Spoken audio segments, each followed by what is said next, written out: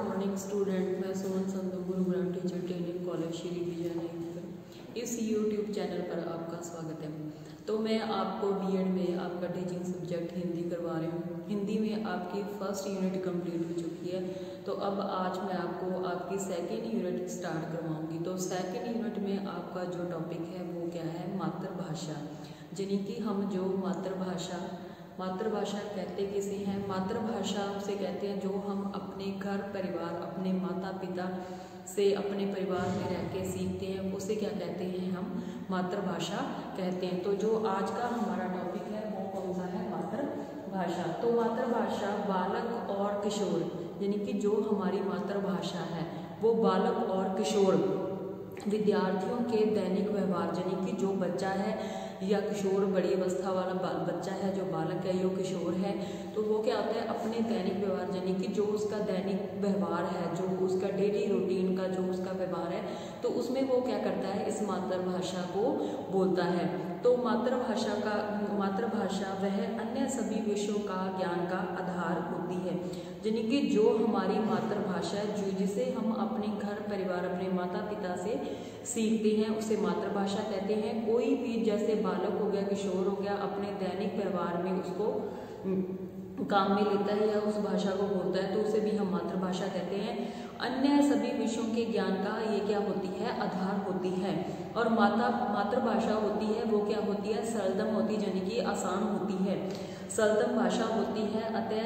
अतः उसके द्वारा पढ़ने में क्या होती है, छात्र की अभिरुचि बढ़ती है और वह स्वतः ही उसमें उसकी क्या होती है, अभिरुचि जागृत होती है अपनी मातृभाषा में पढ़ने की।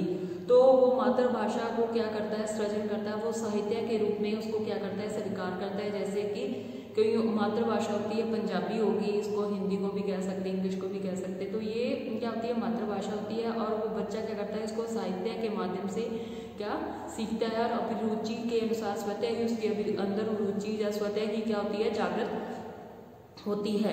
तो इसमें क्या होता है, क्योंकि इसमें उन्हें अपने नैसर्गिक और आनंदों की उपलब्धि होती है, किसके माध्यम से, मातृभाषा के माध्यम से। जो हमारे राइटर हुए हैं, कौन से, रायवर्ण के अनुसार हमारी जो परिभाषा दी गई है, किसने दी है, रायवर्ण के अनुसार। रायवर्ण का मानना है कि रायवर्ण के अनुसार मातृभाषा एक उपकरण, यानी कि एक साधन है, एक उपकरण है जो कि हमारी अनंत प्रसन्नता, किसका, मातृभाषा एक उपकरण है, वो क्या करता है, अनंत प्रसन्नता और ज्ञान का क्या है, स्रोत है, यानी कि हमारे ज्ञान को क्या बढ़ाता है, ज्ञान का क्या है, वो एक स्रोत है। और रुचियों, यानी कि हमारा इंटरेस्ट हो गया, रुचियों एवं अनुभूतियों के निर्देशक विधाता द्वारा मनुष्य को दी गई उस सर्वोत्तम शक्ति के प्रयोग का साधन है, जिसके द्वारा हम उसके सन्निहित होते जाते हैं, कि उसके और पास होते जाते हैं, सन्निहित होते जाते हैं, किसके अनुसार, रायवर्ण के अनुसार। यानी कि जो हमारी मातृभाषा है, मातृभाषा एक उपकरण, आनंद, जो एक उपकरण है, उपकरण यानी कि हमारा आनंद का साधन है, उपकरण हो गया, आनंद, प्रसन्नता और ज्ञान का क्या है, स्रोत है। और रुचियों, अनुभूतियों के निर्देशक और विधाता द्वारा मनुष्य को दी गई सर्वोत्तम, जो कि मनुष्य को दी गई सर्वोत्तम शक्ति के प्रयोग का क्या है, वो एक साधन है, जिसके द्वारा हम उसके क्या सन्निहित, यानी कि उसके पास आते जाते हैं। तो ये किसने कहा है, रायवर्ण ने कहा है। और दूसरी परिभाषा है वो किसके अनुसार है, बेलार्ड के अनुसार। किसके अनुसार, बेलार्ड के अनुसार। बेलार्ड ने कहा है कि माता से सुनकर सीखी हुई घर की बोली को माता की भाषा और समाज में समृद्ध भाषा को हम मातृभाषा की संज्ञा देते हैं। किसको, माता से सुनकर और सीखी हुई घर की बोली को माता की भाषा और समाज की समृद्ध भाषा को मातृभाषा की क्या की जाती है, संज्ञा दी जाती है। तो हमारे जो उन्होंने दो राइटर हुए हैं, कौन कौन से, रायबर्ट और बेलार्ड, दोनों के अनुसार कि जो हमारी मातृभाषा है वो हम अपने घर परिवार से सीखते हैं। और उसमें एक जो हमारे मिस्टर स्मिथ में, कौन स्मिथ के अनुसार मातृभाषा सहज विकास क्या होता है, निम्न रूप से इसका विकास सहज यानी कि धीरे धीरे होता है। जब बच्चा छोटा होता है तब वो क्या कितनी आयु में, ये तो उसकी होगी आयु, और अधिगम हो गया सीखना। अधिगम क्या होता है, सीखना यानी कि शब्द का सीखना। जब बच्चा 1 वर्ष का होता है तो वो क्या कितने बालक 1 वर्ष के बालक में कितने शब्दों का विकास होता है, 3 शब्दों का विकास होता है। और जब बच्चा 2 वर्ष का होता है तब उसमें 272 शब्दों का क्या होता है, विकास होता है। 1 वर्ष का बच्चा 3 शब्द सीखता है और 2 वर्ष का बच्चा 272 शब्द सीखता है, और 3 वर्ष का बच्चा 896 शब्द को सीखता है। कितने 896 शब्द को सीखता है। और 4 साल का बच्चा 1540 शब्दों को क्या करता है, सीखता है। और 5 साल का बच्चा 2072 शब्द सीखता है। उसी प्रकार जब बच्चा 6 वर्ष का होता है तब वह 2562 शब्दों को क्या करता है, सीख जाता है। तो इसके माध्यम से वायु के आधार पर वो बच्चा क्या करता है, इसको सीखता है, किसको, अपनी मातृभाषा को। सबसे पहले वो क्या करता है, 1 वर्ष की आयु में 3 शब्द सीखता है और धीरे धीरे धीरे करता वो 6 वर्ष तक की आयु में 2562 शब्दों को सीख जाता है। तो अब जो आपका आगे है इसके मातृभाषा के महत्व, ये तो बच्चे की सीखने की आयु थी। अब जो आगे आपका है वो है मातृभाषा का महत्व की माता की क्या क्या इंपॉर्टेंस है, इसके क्या क्या महत्व है, मातृभाषा का महत्व। तो सबसे पहले जो इसमें पॉइंट है वो है भाषा भावों, और जो मातृभाषा है वो क्या है, भावों और विचारों की क्या करती है, अभिव्यक्ति करती है। मातृभाषा क्या होती है, मातृभाषा की सहज एवं नैसर्गिक भाषा क्यों है, सहज यानी कि धीरे धीरे सीखी हुई नैसर्गिक भाषा क्यों है, क्योंकि इसका जो उत्तर है वो जीव वैज्ञानिक जो इसका उत्तर दिया है कि इसको सहज या नैसर्गिक क्यों कहा गया है, तो इसका उत्तर एक जीव वैज्ञानिक एवं मनोवैज्ञानिक ने दिया है। उनका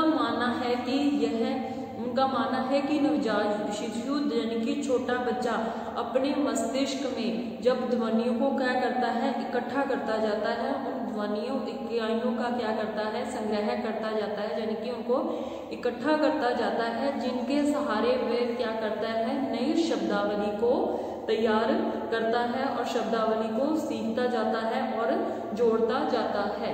ये इकाइयां यानी कि जो उसने सीखी हैं का उच्चारण इकाइयां उच्चारण तथा अर्थबोध संबंधी इकाइयां होती हैं, जो कि उसके मस्तिष्क यानी कि उसके दिमाग मस्तिष्क के स्नायु कोशों में क्या होती जाती हैं, अंकित होती जाती हैं। यानी कि जो भी वो जब बच्चा छोटा होता है जिस प्रकार की वो ध्वनियां आवाजें सुनता है, उच्चारण सुनता है, तो वो उसके मस्तिष्क या स्नायु कोशों में क्या होती है, संग्रहित होती जाती हैं, यानी कि इकट्ठित होती जाती हैं।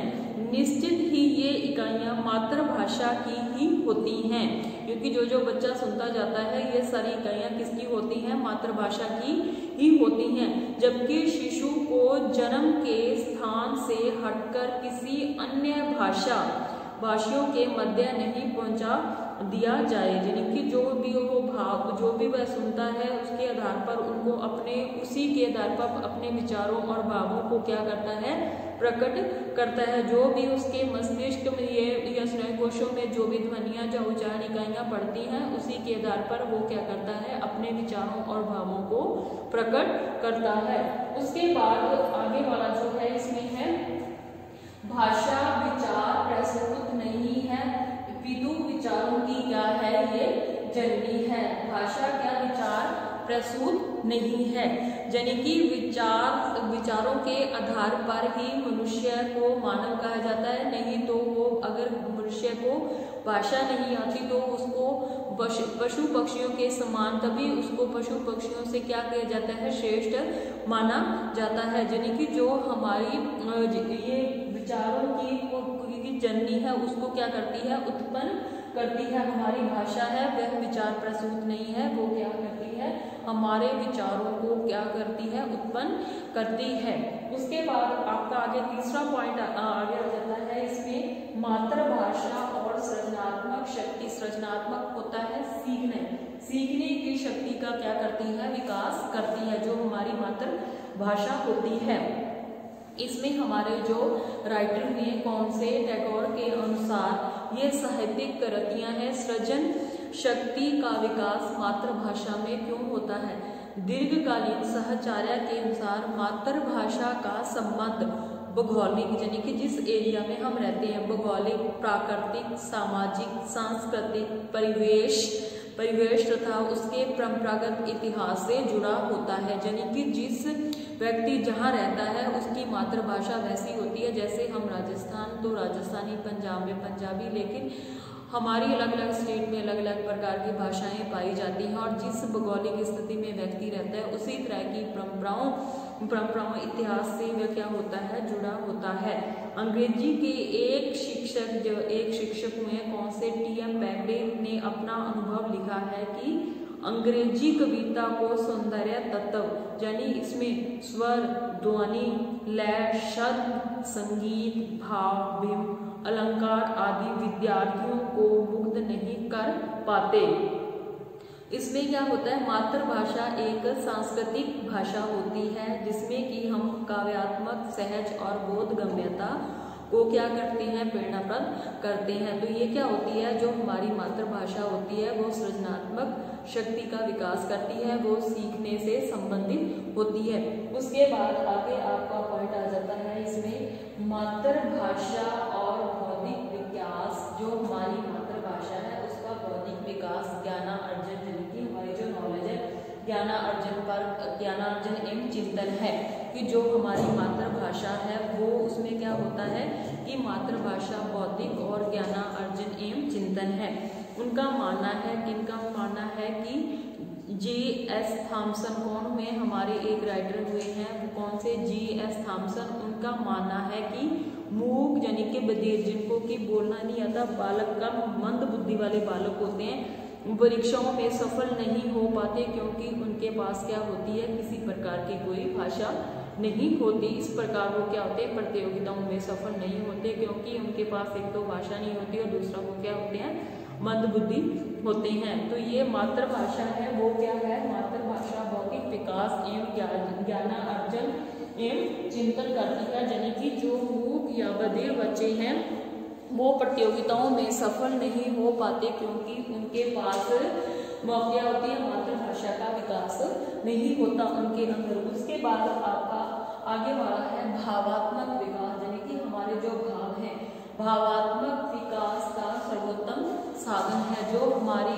मातृभाषा है वो क्या है, भावात्मक विकास का सर्वोत्तम साधन है। इसमें एक माइकेल, जो हमारे राइटर हुए हैं कौन से, माइकेल वेस्ट के अनुसार जो हमारी मातृभाषा है, भाषा का महत्व है जो बौद्धिक रचना में ही नहीं अपितु जो हमारी मातृभाषा है उसका महत्व बौद्धिक रचना में ही नहीं अपितु हमारे चरित्र निर्माण में, यानी कि हमारे स्टेटस में, हमारे चरित्र निर्माण में भी है।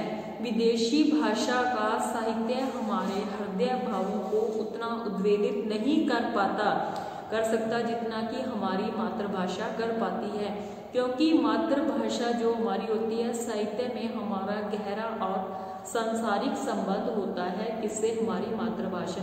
जो अंग्रेजी भाषा होती है वो हमारे हृदय भावों में उतना शब्दों को उतना उद्वेलित नहीं कर पाती, उठा नहीं पाती जितना कि हमारी मातृभाषा, क्योंकि मातृभाषा के साहित्य में हमारा क्या होता है, गहरा और सांसारिक संबंध होता है। उसके बाद आपका इसमें छठा पॉइंट आ जाता है सामाजिक रचना। सामाजिक रचना एवं सामाजिक क्रियाकलापों की दृष्टि से मातृभाषा का क्या है, महत्व है कि सामाजिक रचना एवं सामाजिक क्रियाकलाप, यानी कि जो हमारी एक्टिविटी क्रियाकलाप होंगे की दृष्टि से मातृभाषा का महत्व। सामाजिक रचना और क्रियाकलापों में अंग्रेजी जो है हमारे देश की क्षेत्रीय एकता को विखंडित का क्या करती है, विखंडित। उसने हमारी राष्ट्रीय एकता को, हमारी क्षेत्रीय एकता को क्या कर रखा है, विखंडित कर रखा है, क्योंकि शिक्षितों की भाषा अंग्रेजी होने से वे सामान्य जीवन, जो सामान्य जीव व्यतीत कर रहे हैं लोग हैं, सामान्य जनजीवन से अलग जा पड़ते हैं। भाषा और भाषियों में यह सहज आत्मीयता होती है। उसे भी अंग्रेजी विकसित कर रही है, क्योंकि जो 20% है वो शिक्षित है, 80% अशिक्षित होने के कारण वो क्या करती है, सामाजिक रचना एवं सामाजिक क्रियाकलापों की दृष्टि से मातृभाषा का महत्व। उसके बाद आपका 7वां पॉइंट आ जाता है सांस्कृतिक जीवन और मातृभाषा, यानी कि जो हमारी संस्कृति, हमारा कल्चर है, संस्कृति, जीवन और मातृभाषा। हमारी संस्कृति में क्या होता है, मातृभाषा में वहाँ की संस्कृति क्या होती है, निहित होती है, वहाँ का कल्चर क्या होता है, उसमें समाहित होता है, उसमें निहित होता है।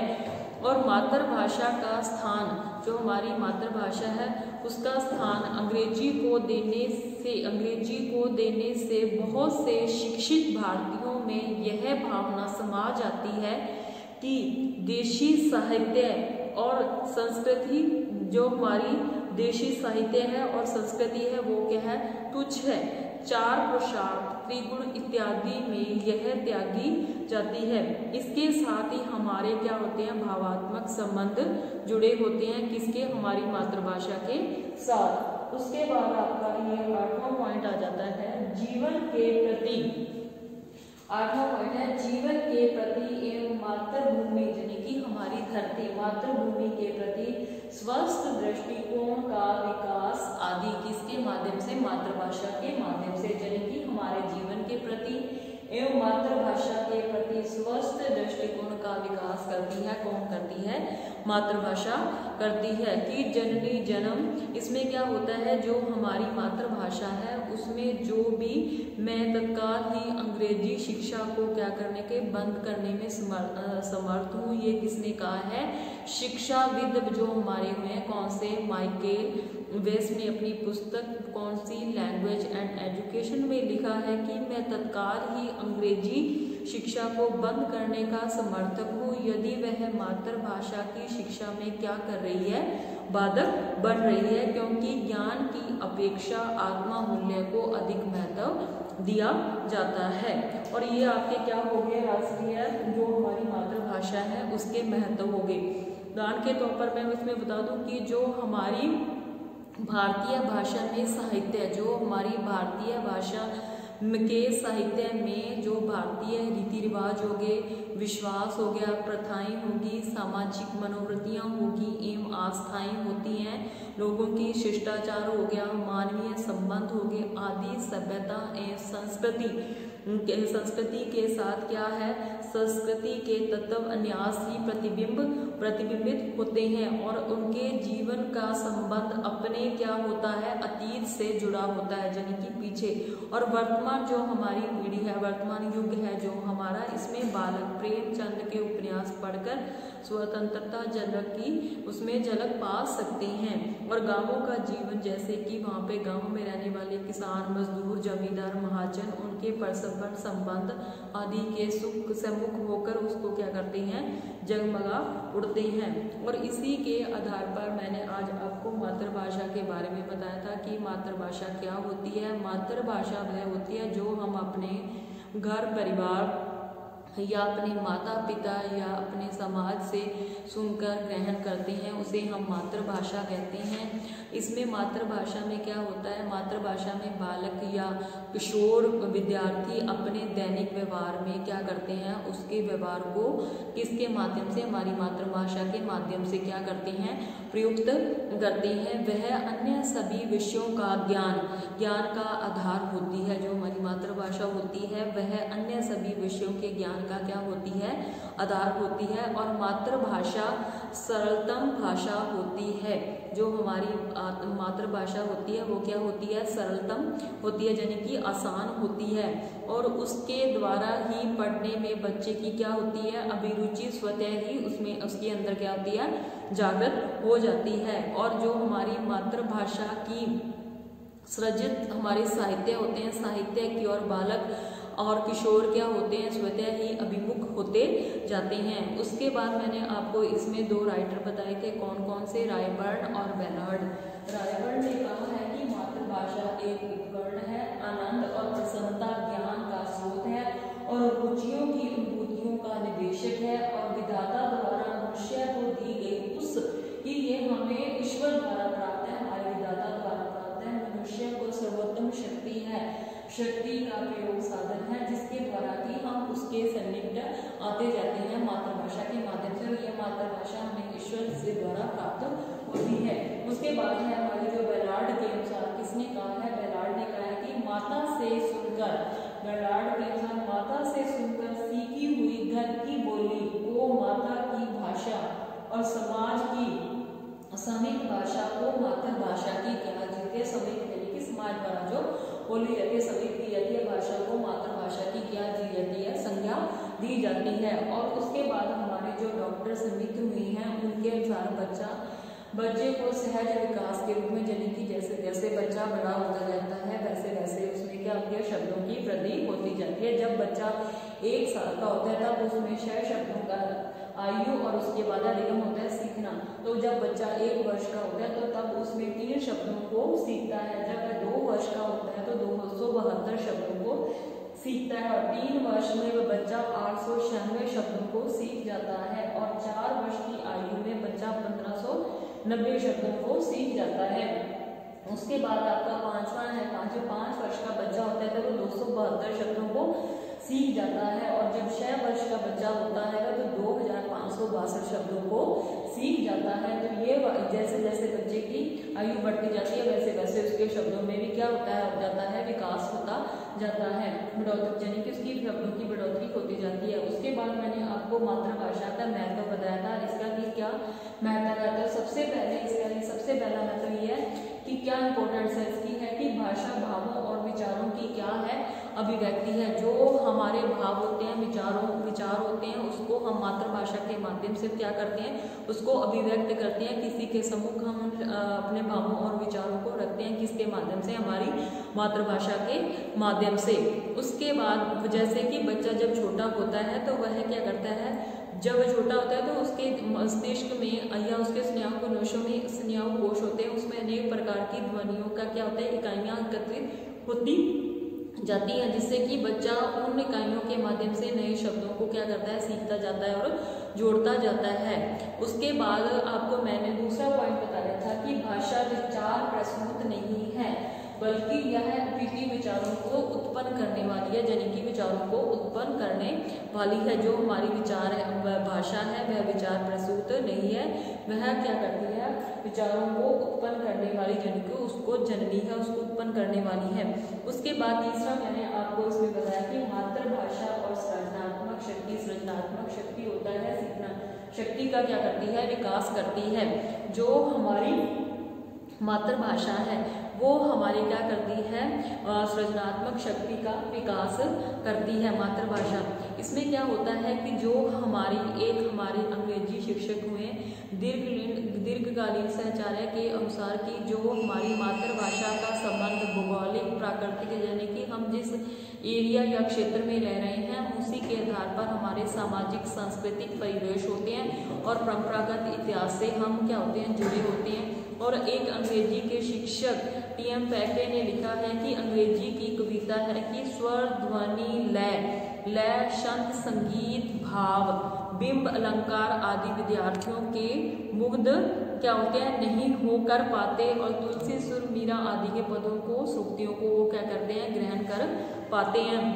उसके बाद मैंने आगे वाला पॉइंट बताया था भावात्मक। उसके बाद था मातृभाषा और बौद्धिक विकास, ज्ञानार्जन एवं चिंतन। जो हमारी मातृभाषा है वो क्या है कि भौतिक विकास, यानी कि हमारा विकास, और ज्ञानार्जन यानी कि हमारी नॉलेज का क्या करती है, विकास करती है। उसके बाद मैंने आपको बताया था इसमें भावात्मक विकास का सर्वोत्तम साधन है। छठा आपका है सामाजिक रचना एवं सामाजिक क्रियाकलापों की दृष्टि से मातृभाषा का महत्व। उसके बाद था सांस्कृतिक जीवन, यानी कि हम जिस कल्चर में रहते हैं, सांस्कृतिक जीवन और मातृभाषा, यानी कि जो हमारी संस्कृति है उसमें क्या होता है, अंग्रेजी हमारे देश की क्षेत्रीय की एकता को क्या करती है, विखंडित करती जाती है, क्योंकि शिक्षितों की भाषा में अंग्रेजी होने से वह सामान्य जनजीवन से क्या होते हैं, अलग जा पड़ते हैं।